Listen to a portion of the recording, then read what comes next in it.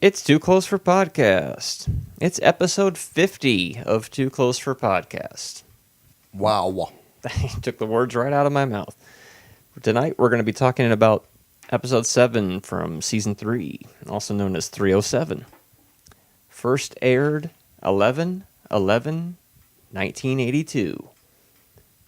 Who was that baby I saw you with? ?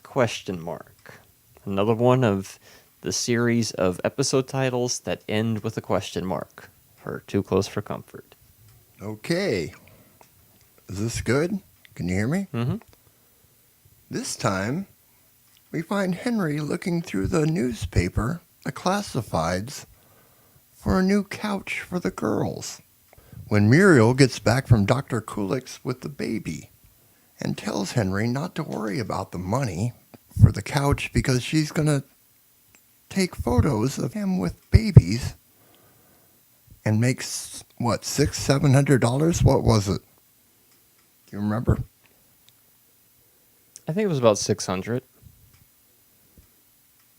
So Henry agrees to this because, $600 goes a long way. And now, next scene, we find Henry with a baby on his lap while Muriel's taking photographs and lots of screaming babies in the background. And then the baby wets Henry's pants, apparently for the third time. So he goes to put on some new pants while the babies are there waiting for their turn to take pictures. Monroe is orchestrating all this. Did I mention Monroe was there? Henry comes back and he's wearing a trench coat with no pants on at all. Looks pretty creepy. That's just the thing you want your kid's picture taken with. Right? But he doesn't want to get another. He doesn't want to have to put on more pants. He's running out of pants at this point. After all the photographs have been taken, everyone is leaving. Muriel tells Monroe to go get Andrew, who's crying in the other room. The room that Henry is also in. Nobody mentions that. And then one of the women grabs Andrew's baby carrier by mistake and leaves, leaving her baby. So now they have the wrong baby. And that's pretty much Act 1.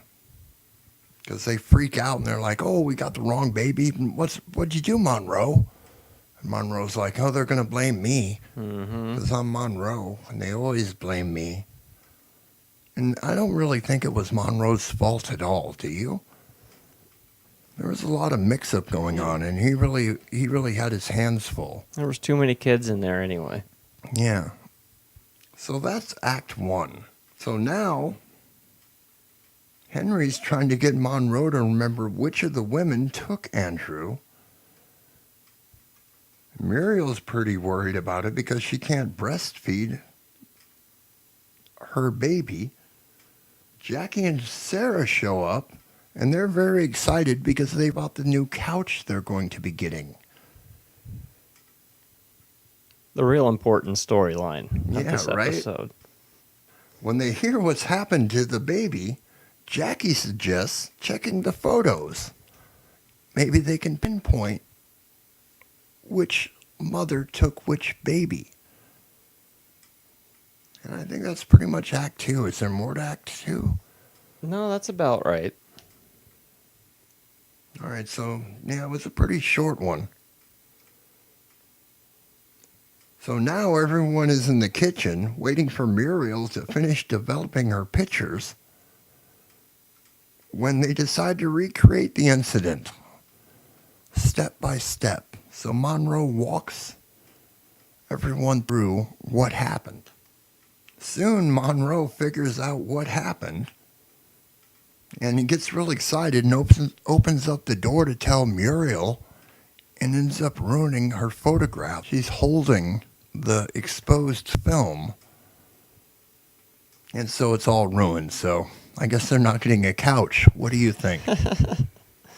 Right. Thanks, Monroe. But at least he remembered who had the baby. Yeah. So basically, this whole episode was just negated. Right? Nothing is accomplished here at all. I bet they have to do it all over again. What do you think? Oh, Yeah, the episode we don't get to see. and then they switch the babies again.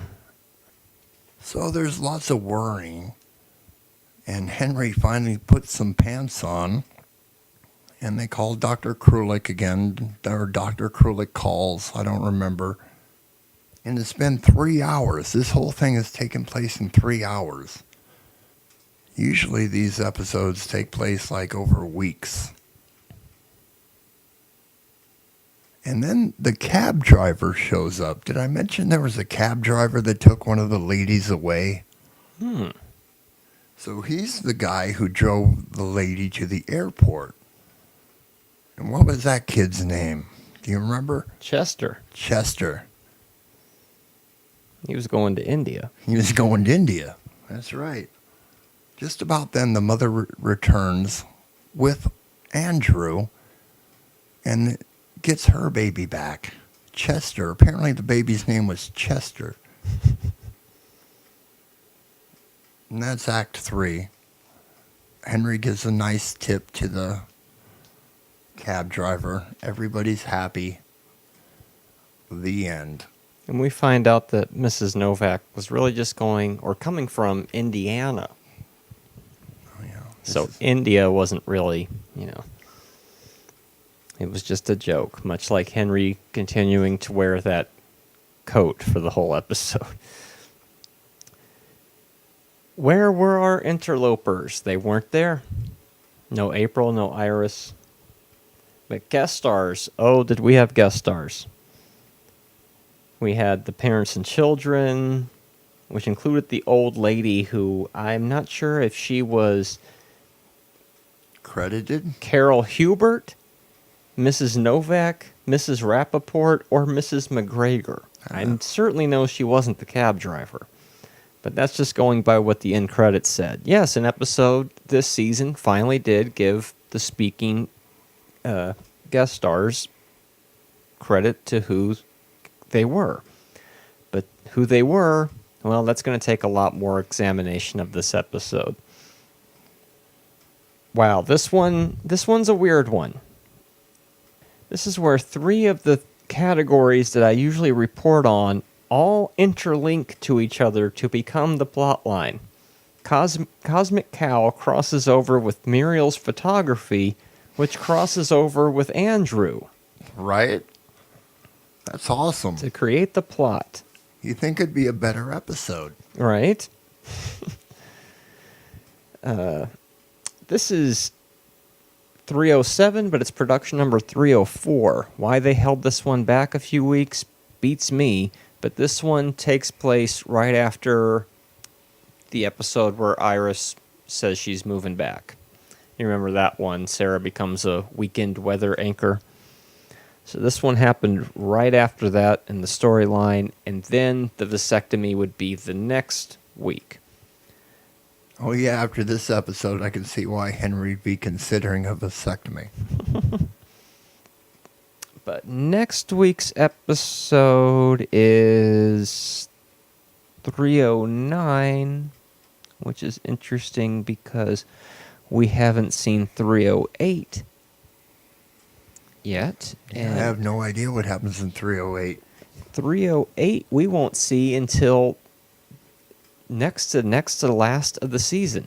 Wow. Because 308 is a portrait of Henry. It's the one where he gets that weird picture. For some reason, they delayed that one until the end of the season when the show was as good as canceled. I guess ABC must have thought that one was too strange. And you know what? It is. But we'll be getting to that one much later.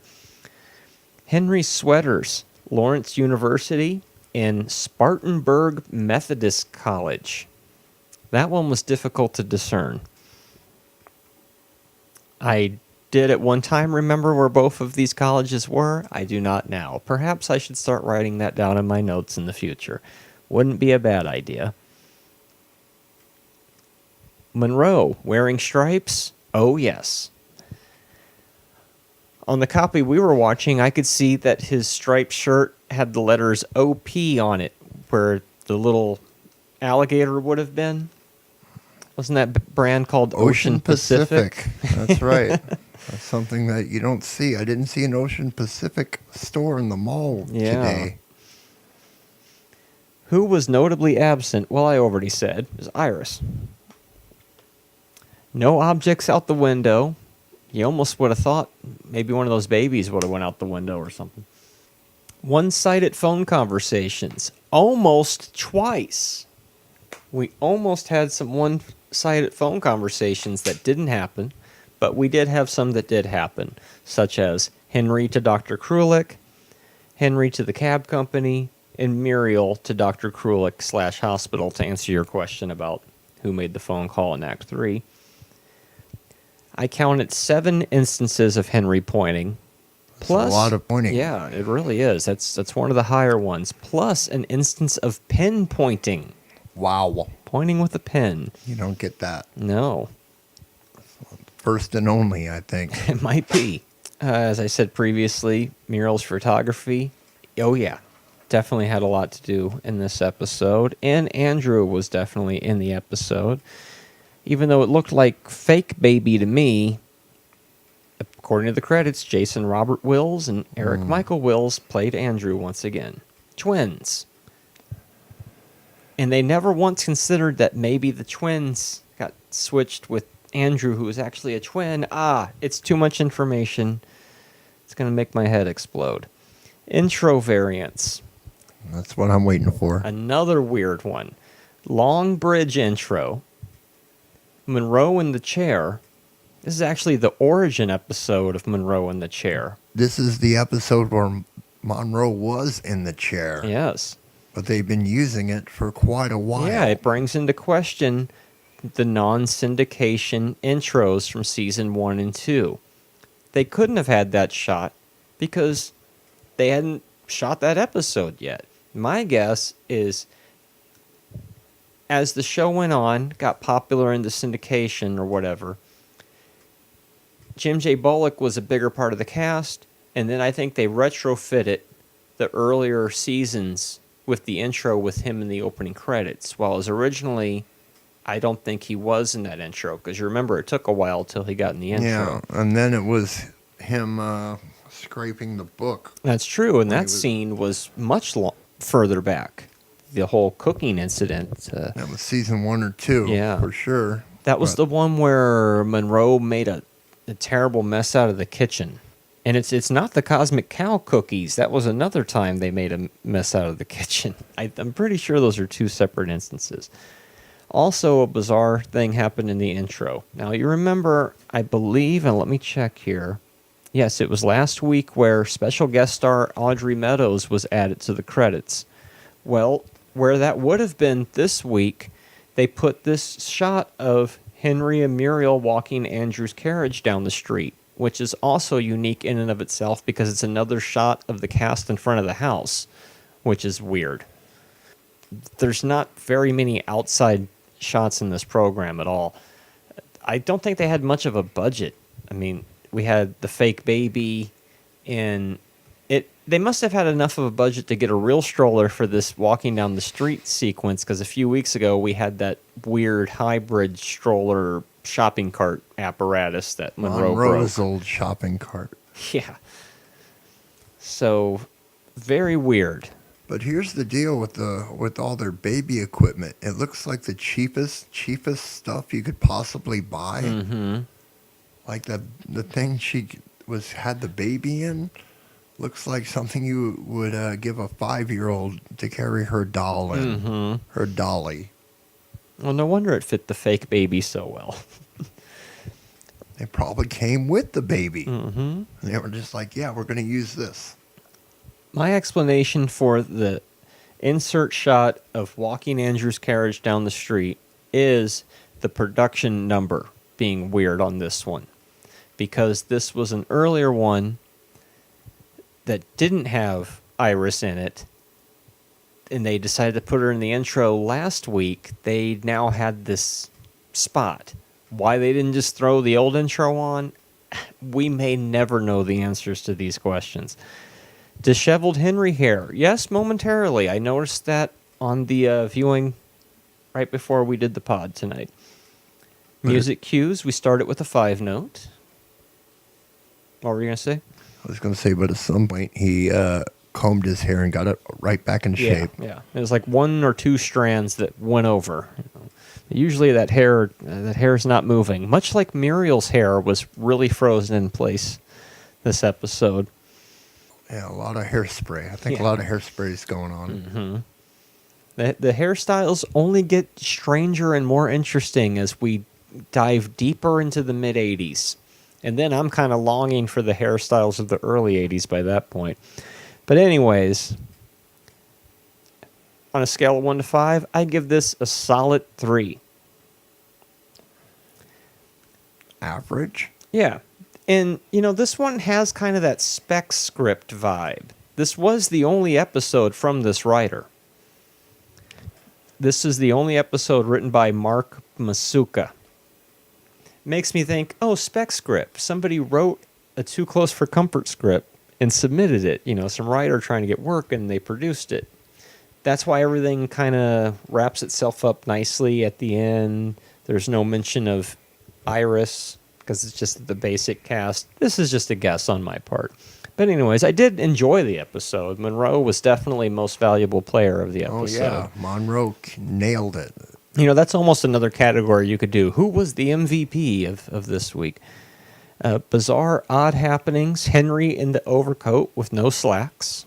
Like I said before, What? just the thing you want to have your kid take a picture with. Carol Hubert in no big hurry to see Chester. Did you notice that at the end of the episode when she shows up? She's like, where's my baby? Yeah. She's like, here's your baby. Oh, wow. Yeah. This episode was pure Monroe bungling. Or was it? It wasn't really his fault, but he did ruin the pictures, though. Oh, yeah, he did mess that up. And what did we learn this week? That Monroe's always the problem. Well, very close. Even though usually it's other people's own mistakes. Yeah, I'd say we learned that as well. But the thing that stood out for me was Monroe cannot remember things if he's panicked. Well, who can? Well, I'm just saying. Oh, that's a life lesson, though. That's his character. Okay. If you scream at him, he can't remember the details. You have to walk him through everything, and he solved the mystery without even realizing it. He did, and it's like, yes, Monroe, you just told me this. Nice use of the mop and the hot water bottle there. So, Oh, yeah, the props. that was good. The loaf of bread. Okay, here we go. That was a loaf of bread? I thought it was like some wooden statue carving had a that loaf Sarah of bread. had. Maybe it might have been a carving of a loaf of bread, but it looked like a loaf of bread to me. Oh, we'll have to see if that prop is still in the kitchen on future episodes. Next week. Okay, here's where we start getting into the strange season 3, which might not be that strange, but this is what makes this show interesting, is episodes like this, I think. Monroe's secret loves secret. Monroe falls in love with the man he thinks is a woman. Wow. Next week. Controversial. Yeah.